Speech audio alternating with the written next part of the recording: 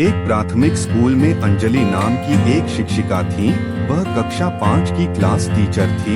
उसकी एक आदत थी कि वह कक्षा में आते ही हमेशा लव यू ऑल बोला करती थी, मगर वह जानती थी कि वह सच नहीं बोल रही।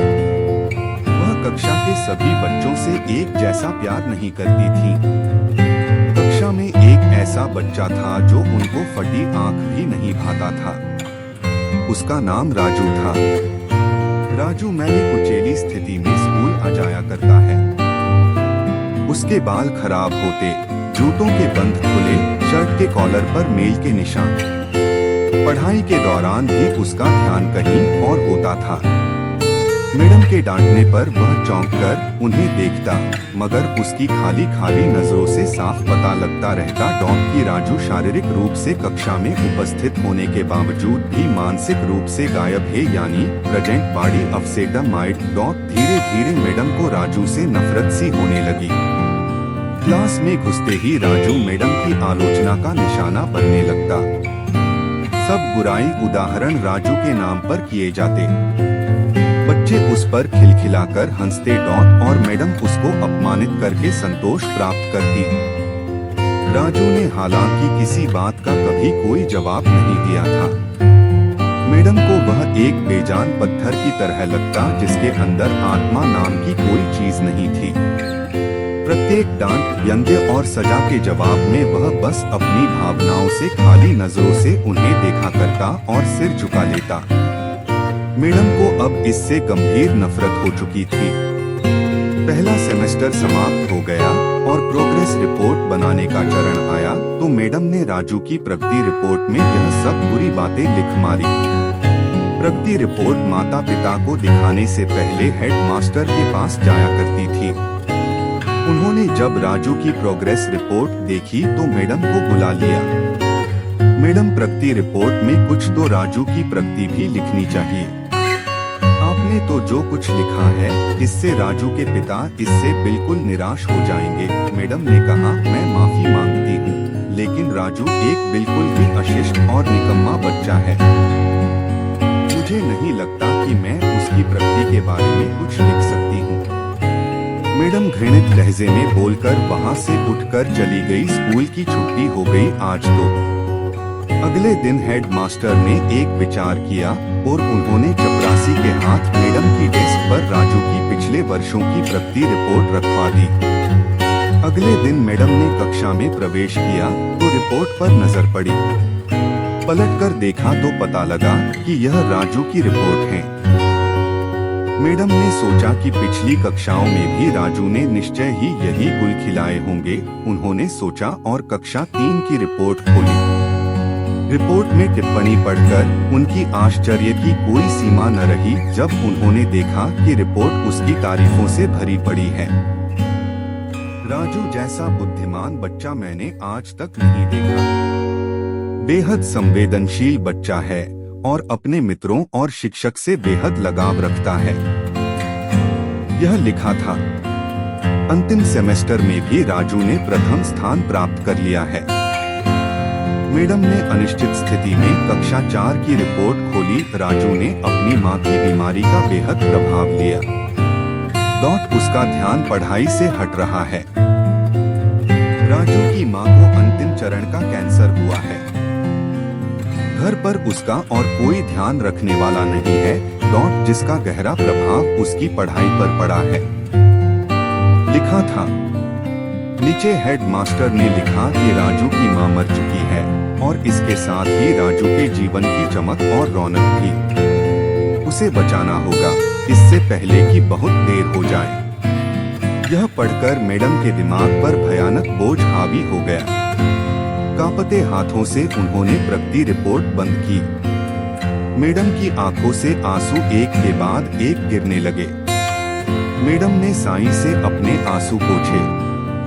अगले दिन जब मैडम कक्षा में दाखिल हुई तो उन्होंने अपनी आदत के अनुसार अपना पारंपरिक वाक्यांश आई लव यू ऑल दोहराया, मगर वह जानती थीं कि वह आज भी झूठ बोल रही हैं, क्योंकि इसी क्लास में बैठे एक उलझे बालों वाले बच्चे राजू के लिए जो प्यार वह आज अपने दिल में महसूस कर रही थी, वह कक्षा में बैठे और किसी भी बच्चे से अधिक था।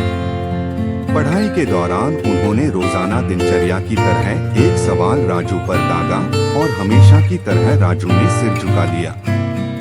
जब कुछ देर तक मैडम से कोई डांट फटकार और सहपाठी सहयोगियों से हंसी की आवाज उसके कानों में न पड़ी तो उसने अचंभे में सिर उठाकर मैडम की ओर देखा। अप्रत्याशित उनके माथे पर आज बल न थे, वह मुस्कुरा रही थी। उन्होंने राजू को अपने पास बुलाया और उसे सवाल का जवाब बताकर जबरन दोहराने के लिए कहा। राजू 3-4 बार के आग्रह के बाद अंततः बोल ही पड़ा। इसके जवाब देते ही मैडम ने न सिर्फ खुद खुशानंदाज होकर तालियां बजाईं बल्कि सभी बच्चों से भी बजवाई। फिर तो यह दिनचर्या बन गई। मैडम हर सवाल का जवाब अपने आप बताती और फिर उसकी खूब सराहना तारीफ करती। प्रत्येक अच्छा उदाहरण राजू के कारण दिया जाने लगा। धीरे धीरे पुराना राजू सन्नाटे की कब्र फाड़कर बाहर आ गया। अब मैडम को सवाल के साथ जवाब बताने की जरूरत नहीं पड़ती। वह रोज बिना त्रुटि उत्तर देकर सभी को प्रभावित करता और नए नए सवाल पूछकर सबको हैरान भी करता। उसके बाल अब कुछ हद तक सुधरे हुए होते, कपड़े भी काफी हद तक साफ होते जिन्हें शायद वह खुद धोने लगा था। देखते ही देखते साल समाप्त हो गया और राजू ने दूसरा स्थान हासिल कर कक्षा 5 भी पास कर लिया, यानी अब दूसरी जगह स्कूल में दाखिले के लिए तैयार था। कक्षा 5B के विदाई समारोह में सभी बच्चे मैडम के लिए सुंदर उपहार लेकर आए और मैडम की टेबल पर ढेर लग गया। इन खूबसूरती से पैक हुए उपहारों में एक पुराने अखबार में बदतर सलीके से पैक हुआ एक उपहार भी पड़ा था। बच्चे उसे देखकर हंस रहे थे। किसी को जानने में देर न लगी कि यह उपहार राजू लाया होगा। मैडम ने उपहार के इस छोटे से पहाड़ में से लपककर राजू वाले उपहार को निकाला। खोलकर देखा तो उसके अंदर एक महिलाओं द्वारा इस्तेमाल करने वाली इत्र की आधी इस्तेमाल की हुई शीशी और एक हाथ में पहनने वाला एक बड़ा सा कड़ा कंगन था जिसके ज्यादातर मोती झड़ चुके थे। मिस ने चुपचाप इस इत्र को खुद पर छिड़का और हाथ में कंगन पहन लिया। बच्चे यह दृश्य देखकर सब हैरान रह गए, खुद राजू भी।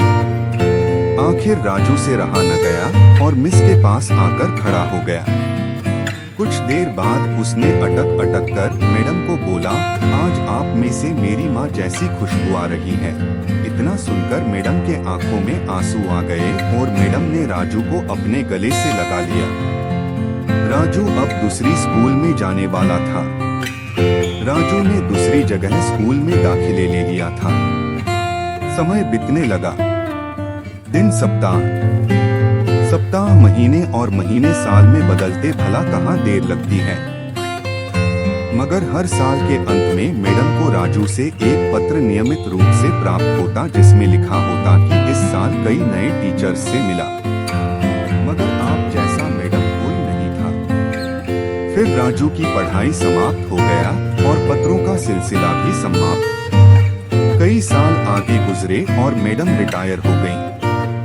एक दिन मैडम के घर अपनी मेल में राजू का पत्र मिला जिसमें लिखा था, इस महीने के अंत में मेरी शादी है और आपके बिना शादी की बात मैं नहीं सोच सकता। एक और बात, मैं जीवन में बहुत सारे लोगों से मिल चुका हूँ, आप जैसा कोई नहीं है, आपका डॉक्टर राजू। पत्र में साथ ही विमान का आने जाने का टिकट भी लिफाफे में मौजूद था। मैडम खुद को हरगिज न रोक सकी। उन्होंने अपने पति से अनुमति ली और वह राजू के शहर के लिए रवाना हो गई। शादी के दिन जब वह शादी की जगह पहुंची तो थोड़ी लेट हो चुकी थी। उन्हें लगा समारोह समाप्त हो चुका होगा, मगर यह देखकर उनके आश्चर्य की सीमा न रही कि शहर के बड़े डॉक्टर, बिजनेसमैन और यहाँ तक कि वहाँ पर शादी कराने वाले पंडित जी भी थक गए थे कि आखिर कौन आना बाकी है। मगर राजू समारोह में शादी के मंडप के बजाय गेट की तरफ टकटकी लगाए उनके आने का इंतजार कर रहा था।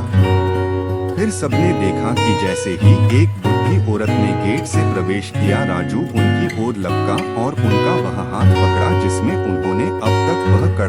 हुआ था, कंगन पहना हुआ था और उन्हें सीधा मंच पर ले गया। राजू ने माइक हाथ में पकड़कर कुछ यूं बोला, दोस्तों आप सभी हमेशा मुझसे मेरी माँ के बारे में पूछा करते थे और मैं आप सबसे वादा किया करता था कि जल्द ही आप सबको उनसे मिलाऊंगा। ध्यान से देखो, यह मेरी प्यारी सी माँ दुनिया की सबसे अच्छी है। यह मेरी माँ है। प्रिय दोस्तों, इस सुंदर कहानी को सिर्फ शिक्षक और शिष्य के रिश्ते के कारण ही मत सोचिएगा। अपने आसपास देखें, राजू जैसे कई फूल मुरझा रहे हैं जिन्हें आपका जरा सा ध्यान, प्यार और स्नेह नया जीवन दे सकता है।